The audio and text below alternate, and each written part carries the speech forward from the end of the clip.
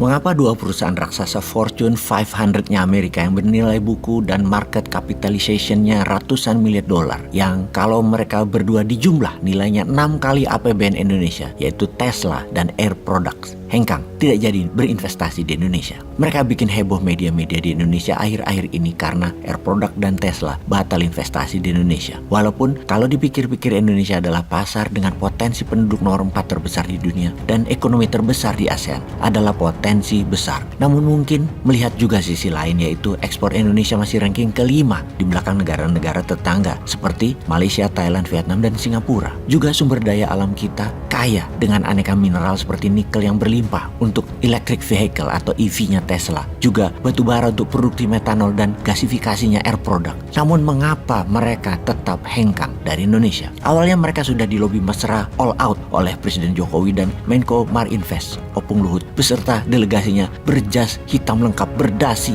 ke headquartersnya Tesla di Texas dan California. Mereka disambut santai oleh Elon Musk dengan berkaos oblong sambil mencicipi permen kopiko. Demikian juga CEO Air Products, Seifi Ghasemi, eksekutif kondang warga negara Amerika keturunan Iran atau Persia lulusan Stanford University, sempat diundang khusus Presiden Jokowi ke istana bertemu tim Bahlil. Beliau konon sudah berkomitmen berinvestasi 2 miliar dolar JV joint venture dengan PT Kaltim Primakul KPC memproduksi metanol. Bahkan Seifi pun turut hadir di groundbreaking proyek di Bengalon, Kutai Timur, Kalimantan Timur. Jadi mengapa mereka tidak jadi investasi di Indonesia? Oke, mari kita melihat dari kacamata teknis saja, jangan bawa ke geopolitik dunia. Pertama, perubahan teknologi super cepat, terutama dalam kasus Tesla, yaitu perkembangan baru belasan teknologi baterai mobil listrik switch dari nickel metal hydride menjadi lithium ion. Teknologi baterai mobil listrik sekarang berkurang menggunakan nikel, berubah menjadi lithium ion. Bahkan baru-baru ini EV,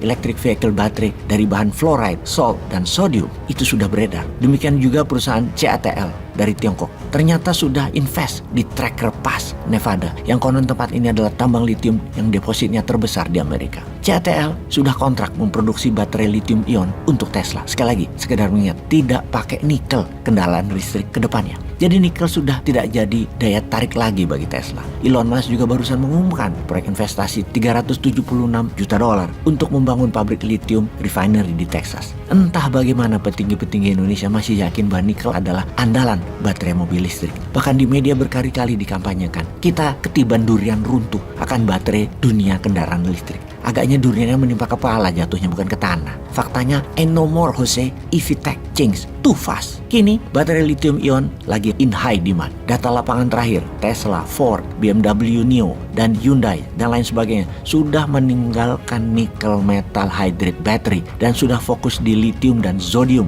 yang lebih efisien, environmental friendly, dan murah dengan charging speed lebih cepat dan longer range lebih jauh. Sayang Indonesia masih ngotot nickel. Pokoknya EV, electric vehicle, harus pakai nickel. Mirip dengan alasan Tesla, tapi beda untuk Air Products. Air Products juga beralasan teknologi, mengingat mereka lagi membangun hydrogen plant, energi terbarukan atau green energy, dengan tenaga angin dan solar cell matahari. Tadinya Air Products katanya akan memanfaatkan batu bara untuk proyek gasifikasi, membuat metanol joinan dengan KPC. Tapi batu bara kan teknologi fosil yang banyak efek negatif untuk lingkungan. Pemegang saham Air Products menyukai proyek green energy baru mereka untuk masa depan. Mereka tidak pro batu bara lagi, atau lebih memilih green energy daripada pakai batu bara. Kedua, pemasaran dan distribusi masalahnya. Tesla ke Malaysia untuk tujuan marketing dan distribusi menjual mobil-mobil listriknya ke negara-negara Asia dan ASEAN dengan mempertimbangkan masalah logistik. Mengingat biaya logistik Indonesia masih mahal. Akhirnya Tesla pilih di Malaysia karena semua bahan bodi dan baterai mobil listrik Tesla tinggal dikirim dari Tiongkok ke Malaysia lewat darat. Bila di Indonesia, import bahan-bahan EV, CKD, knockdown dari Tiongkok lewat laut, diassembling di Jawa, jual ke Asia dan Asia Tenggara juga harus lewat laut lagi. Jadi biaya logistik tetap lebih mahal. Inilah data yang dilakukan oleh FS atau Feasibility Study oleh konsultannya Tesla. Masalah berikutnya yang tidak kalah penting adalah di mata internasional adalah kestabilan politik Indonesia.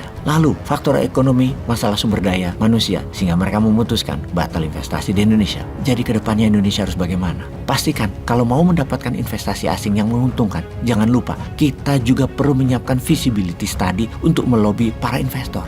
High level lobbying itu perlu, tapi lebih bagus lagi kalau kita juga siap dengan FS yang mantap. Inilah kelemahan kita, pejabat-pejabat Indonesia. Biasa, kalau mengundang ngelobi investor, kerap overlook, kelewatan akan peran pentingnya feasibility study. Jadi ketika mereka ketemu Elon mengajak bikin pabrik baterai EV, Elon sudah tahu Indonesia tidak punya lithium dan grafit, bahan baku utama baterai electric vehicle atau EV. Sedang para pejabat kita tetap pede punya nikel, padahal lithium yang menjadi primadona baterai EV, bukan nikel lagi. Menurut Google, negara yang paling banyak deposit lithium itu adalah India, Amerika, Australia, dan Tiongkok. Baru-baru ini disinyalir ada banyak lithium di Afghanistan. Jadi bukan Indonesia.